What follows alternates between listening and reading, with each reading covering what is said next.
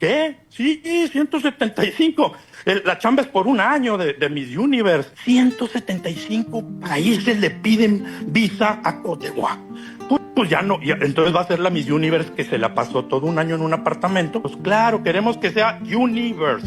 Okay. La que más viaje y más contacto tenga con gente en el mundo.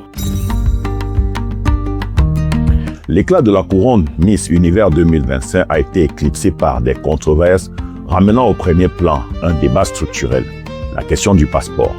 L'idée que la victoire d'une Miss puisse être freinée par les controverses de son passeport, sa capacité à voyager sans visa facile, est un miroir des inégalités de la gouvernance mondiale. Le visa est une manifestation de la gouvernance mondiale asymétrique. Les nations du Nord ont érigé des murs de papier qui limitent la libre circulation des citoyens du Sud. L'administration Trump envisage de rétablir des restrictions de voyage encore plus strictes que celles de son premier mandat.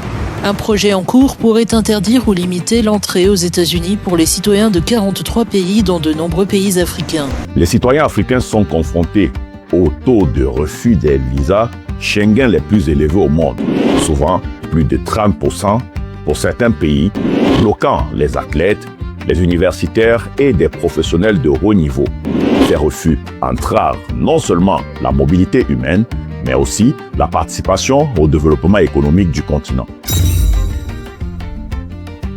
Le monde prône la mondialisation du commerce et de la culture, mais refuse la mondialisation de la mobilité humaine, confirmant que les hiérarchies des nations priment sur le mérite individuel. Le passeport africain est maintenant une réalité. Ce document de voyage a été lancé dimanche à Kigali au Rwanda lors du 27e sommet de l'Union africaine. Les présidents Paul Kagame du Rwanda et Idriss Déby Itno du Tchad ont reçu de Lamine Zuma les deux premiers exemplaires de ce passeport africain. Face à ces restrictions externes, l'Afrique est en droit de développer ses propres outils pour contourner et rééquilibrer la gouvernance mondiale de la mobilité. L'une des initiatives phares est le lancement progressiste du passeport de l'Union africaine.